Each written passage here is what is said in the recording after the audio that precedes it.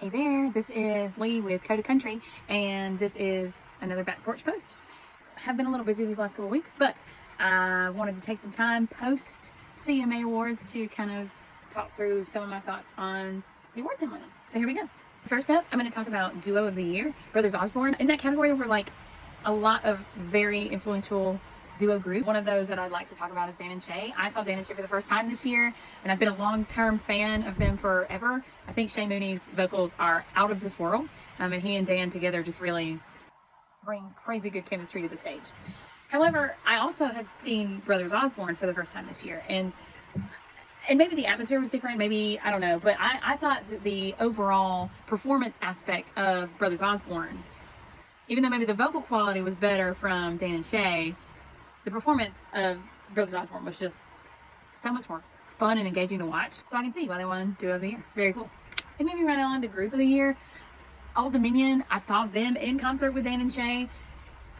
I mean, there's so many good things that I can talk about with Old Dominion. Like, first of all, the group itself, they really get along with each other, and you can tell that on stage because they have so much fun. As far as the front man, like, yeah, well deserved.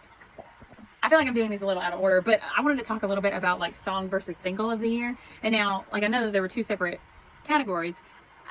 I mean, I get why, I guess, because with song, you know, it may not be just a single, it may be a song that's released on the album or whatever. Either way, Buy Dirt, wonderfully written song, performed really well by Jordan Davis. Absolutely agree. Single of the year, Till You Can by Cody Johnson. Also, it won like video of the year, so kudos to that director for that video, for that song. That song definitely needed some acclaim from the award ceremony, and I'm glad that it actually got it because, wow, what a killer song. So I'm literally filming this Back Porch post on a hurricane day. Here, I'll show you in Southwest Georgia.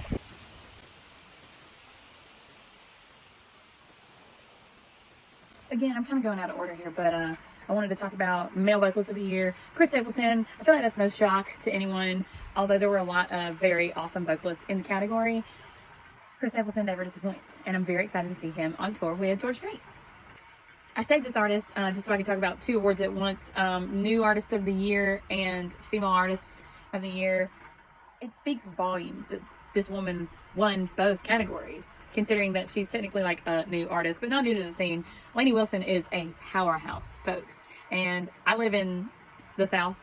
She'll be performing tomorrow for those who are watching this on the day that I post it, November 11th at the Dope and Peanut Festival. So if you're in the area and you're able to go see her, check her out. She's going to be awesome to see live. And also, she's like the best dressed female country artist. I've kind of already like covered that I have such a girl crush on all of her outfits and everything that she wears. So kudos, like style, vocals, onstage presence, 10 out of 10 for me. Thank you, Lainey. And then last but not least, we're going to talk about Album of the Year and Entertainer of the Year, coming from Luke Combs. Again, I feel like this is not a shocker. The man has put in some crazy work from his time that he spent on Vine until now. I've seen him a couple times in concert. He puts on a crazy good show. And also, being from the South, like, he just reminds me of home. You know, I can see him like walking down the streets of where I live and just fitting right in with everybody. And I think that's what we love about him as an entertainer, is the fact that he's so relatable. The fact that he is one of those people that you could just strike up a conversation.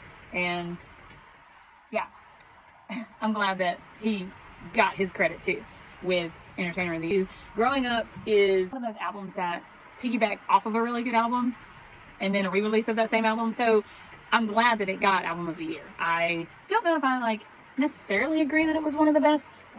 If we're going back to the list of albums that were considered for that award, I gotta say, as much as I love Luke's, I think Palomino deserves a little bit of credit there too, because I don't know, there's something about some of the songs on that album, like Acting Up, If I Was a Cowboy, Geraldine, that's all popular over TikTok.